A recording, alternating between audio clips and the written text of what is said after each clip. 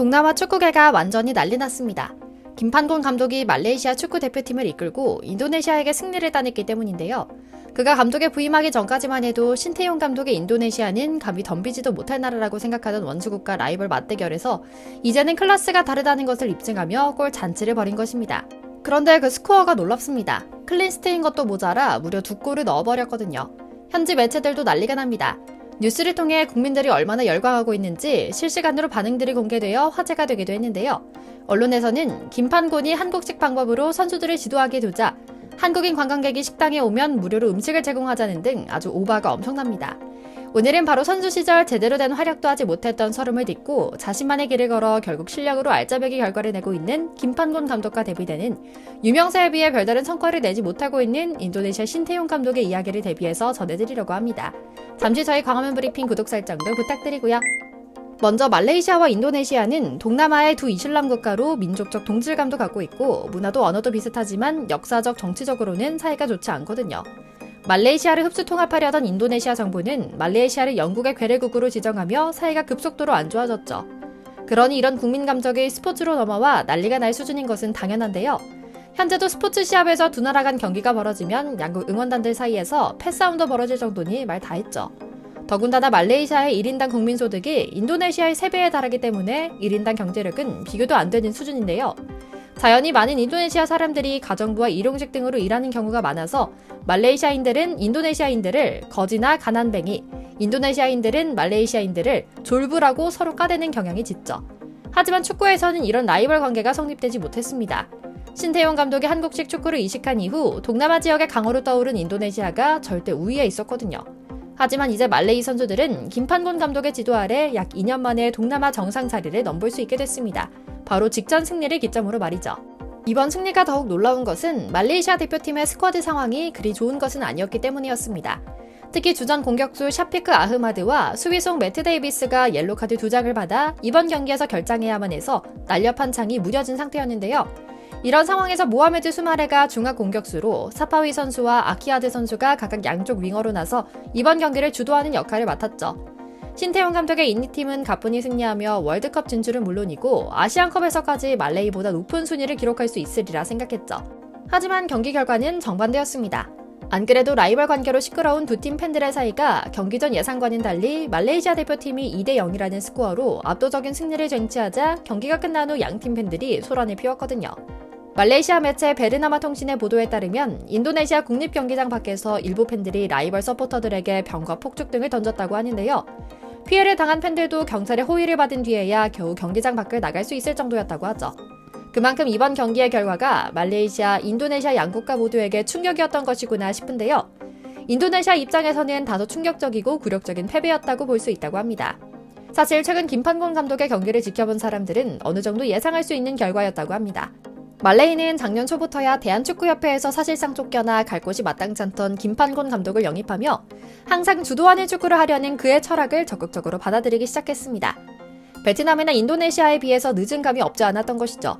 하지만 결과는 기대와 천지 차이였습니다. 특히 골키퍼의 선방이 엄청나는데요. 지금 우리 대표팀의 움직임을 보며 높아진 기대치로 보면 아직 모자란 수준이지만 경기 자체만으로 보면 말 그대로 거미손처럼 공을 쫙쫙 잡아대는 것이 정말 많이 성장했구나 싶죠. 김판곤 감독의 진가를 알아본 말레이시아 대표팀은 이제 좀처럼 패배하지 않는 팀으로 재조립됩니다. 당장 성적이 말해줍니다. 김 감독이 지휘봉을 잡은 2022년 초반부터 현재까지 17경기에서 단 5경기밖에 패하지 않았기 때문이죠. 미쓰비시컵 플레이오프에선 동남아 최고의 팀 중 하나인 태국을 1대0으로 제압하기도 했으니 또 이번 인도네시아 2대0 승리를 잡아냈으니 정말 기세가 대단한데요. 김판곤 감독 신드롬이 가능한 것은 우선 말레이시아의 유연하고 선진적인 축구 행정 정책 덕분이었습니다. 김 감독에 대한 전폭적인 지지를 바탕으로 전 세계에서 뛰어난 코칭 스태프를 모아 자신의 사단으로 구성할 수 있도록 금전적인 지원을 아끼지 않는 것은 물론이고 아예 식사까지 한식으로 꾸려 영양과 맛을 동시에 잡는 시도도 하고 있다고 합니다. 동남아 특유의 탄수화물 중심 식단에서 단백질 중심의 식단과 체력 훈련을 한데 섞은 히딩크 벤투식 코칭법이 한국식 해석을 거쳐 동남아에 이식되고 있는 건데요. 효과가 대단합니다. 김판곤 감독의 라커룸 연설과 팬들을 향한 메시지 또한 선수와 말레이시아 사람들의 지지를 이끌어내는 데 한몫하고 있습니다. 한국에서 별다른 활약을 하지 못했던 김판곤 감독은 선수 시절의 서름을 딛고 일어서기 위해 아무도 쳐다보지 않던 홍콩 리그에서 뛰며 기반을 다졌고 영어 공부에도 매진합니다. 시간이 흘러 홍콩 대표팀 감독을 맡기도 하는 등 지도자 과정을 거쳐 이제 명실상부 나라다운 나라의 대표팀 감독을 맡고 있는 감독은 잔뼈 굵고 깊이 있는 마음을 멋진 언어로 풀어내는 일에도 능숙한 것 같습니다. 팬들에게 꾸준히 보내는 김판곤 감독의 메시지는 하나입니다. 볼만한, 응원할 만한 경기를 하겠다라는 겁니다. 말레이시아는 전 세계적으로 뜨거운 축구 열기를 자랑하는 나라입니다. 말레이시아 국가대표 서포터즈인 울트라스 말레야는 특유의 광적인 응원 덕분에 일부 해외 축구 팬들 사이에선 컬트적인 인지도가 있을 정도거든요. 그래서인지 늘 주도적인 축구를 해야 한다는 철학을 지닌 김판곤 감독의 지도 방향은 곧바로 팬들과 선수들의 호응을 얻어냅니다. 실제로 김 감독은 소위 말하는 재미없는 축구를 구사하는 감독은 아닙니다. 김 감독 역시 처음 말레이시아에 왔을 때부터 경기를 이기는 방식에 대해 분석했다. 빗장을 걸어 잠그는 방법보다 말레이시아가 경기를 주도하고 능동적인 축구를 해야 한다는 기본 철칙을 지키고 있다. 그러다 보니 팬과 언론의 지지도 받고 있다라고 말하며 이를 긍정합니다.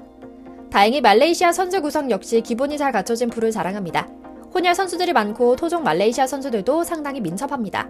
특유의 전사적인 기질 덕분에 강팀을 상대할 때도 그다지 쫄지 않는다고 하는데 김 감독 지휘 아래 선수들도 좀 더 자신감을 갖게 됐고 팬들도 경기를 주도해서 이겨낼 수 있다는 믿음이 생겼다고 하고요. 앞으로도 좀 더 긍정적이고 주도적이면서 도전적인 축구로 승리하는 방식을 추구하려 한다고 하죠. 김 감독은 이런 태도를 과거 벤투 감독에게 배웠다고 고백합니다. 우리가 강팀을 만나도 약팀을 만나도 똑같은 접근 방식으로 계속 밀고 나가다 보면 언젠가는 강팀과도 똑같은 경기를 할 수 있다는 것을 배웠다라고 말이죠.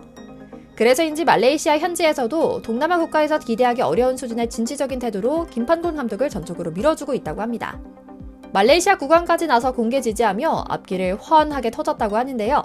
얼마 전 말레이시아 현지 매체에서는 김판곤 감독이 한국식으로 하게 두자라는 제목의 기사를 내기도 할 정도였죠. 이런 전방위적인 지지에서 가장 먼저 체질을 개선한 것은 바로 식습관이었습니다. 잘 먹어야 잘 뛴다는 한국인 특유의 밥심에 더해 스포츠 과학적인 접근으로 고단백, 고지방, 저탄수화물 한국식 식단을 구성한 건데요. 토종 말레이 선수들이 유럽이나 남미, 그리고 동아시아인들보다 작은 피지컬을 개선하기 위한 선택이었죠. 효과는 생각보다 더 대단했습니다. 선수들이 후반전에 급격히 떨어지던 체력 문제를 단번에 해결할 수 있었거든요. 뿐만 아닙니다. 패배주의에 젖어 동남아 지역 축구 영상만 보고 인도네시아, 베트남과 태국을 이기는 것만이 제일 목표였던 선수들의 눈을 띄우기 위해 K리그에 유학을 보내기도 하고 손흥민 등 한국 선수들이 유럽 무대에서 뛰는 모습의 시청각 자료를 적극적으로 시청하게 한다고 합니다. 꿈을 꾸고 목표를 세우고 그만큼 노력하게 하려는 동기부여 방법이었죠. 늘 선수 탓만하며 책임을 회피하던 감독의 모습도 철저하게 버립니다.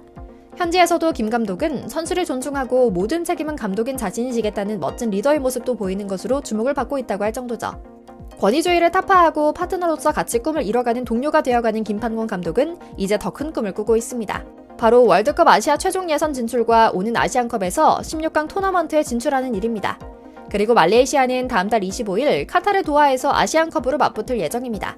객관적으로는 상대가 되지 않겠지만 우리 선수들의 모습을 보고 꿈꾸며 기대하고 있을 말레이 선수들에게 경의를 표하며 우리 김 감독님 말 잘 듣고 또 나라에서도 정당하게 잘 예우해주길, 베트남처럼 배신하지 않길 기원하며 오늘 영상 마치겠습니다.